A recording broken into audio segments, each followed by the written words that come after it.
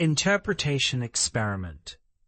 The 10th night, the hell of the bystander, and the I who lost the protagonist role. It is finally the last night of Natsume Soseki's 10 Nights of Dreams. The beautiful yet bizarre journey that began with, "I had a dream like this," reaches its destination in this 10th night with a highly surreal and somewhat comical story. The protagonist, Shotaro, is abducted by a mysterious woman, fights continuously for 7 days and 6 nights against an endlessly emerging herd of pigs on a cliff, and finally collapses after being licked all over by them. At first glance, it might read like an absurd gag or a nightmare. However, for those of us who have followed this story since the first night, the true nature of despair hidden behind this surreal comedy becomes visible.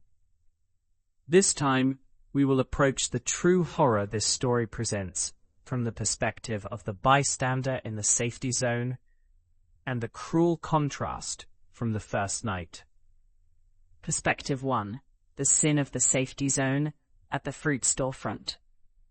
First, let's look back at the daily life of the protagonist, Shotaro. Wearing a Panama hat, he would sit at the storefront of a fruit shop in the evening and gaze at the beautiful women passing by. He critiques the beautiful fruit, saying, "This color is nice," but he has never once spent his own money to buy any. Here lies the karma that he has burdened himself with, consuming only the beauty of others and the surface of life without ever hurting his own wallet. He is a man who refuses to get his hands dirty and become an active participant, merely watching the world from a safe place while wearing a beautiful persona, the Panama hat. Perspective 2. The fate of the one who couldn't jump, the counterattack of the pigs and the masses. To such a bystander, Shotaro, the woman presses him on the cliff. "Try jumping down from here." This is an existential demand to take a risk and dive into your own life. However, Shotaro takes off his Panama hat and repeatedly declines. What happened the moment he ran away from becoming an active participant? The raw reality and muddy human desires that he had avoided facing take the form of the pigs he loathes most and come surging toward him endlessly. What is important here is the description in the story that Shotaro absolutely hated pigs and kumoemon. Kumoemon refers to a traditional narrative singer, rokyoku performer, who was wildly popular at the time. He was deeply despised by intellectuals who valued high culture as cheap, tear-jerking, lowbrow mass entertainment. In other words, pigs and kumoemon are symbols of the shallow masses who do not think for themselves. After desperately resisting with his walking stick, he collapses, licked by the pigs. In the end, he is licked all over and swallowed up by the vulgar masses he was supposed to be looking down upon from his safety zone while pretending to be refined. He is not eaten alive, but licked all over. That was the moment when he, who was supposed to be in a safe zone, was dragged down to the rock bottom of muddy desires, and his dignity as a human being was completely stripped away. Perspective 3. A cruel contrast with the first night, the day I became Ken-san.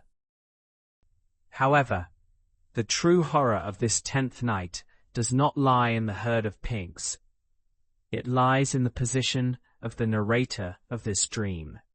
In the first night, the narrator, I, was the protagonist of a profoundly beautiful world, waiting entirely alone by the grave, believing the dying woman's words, "Please wait for 100 years."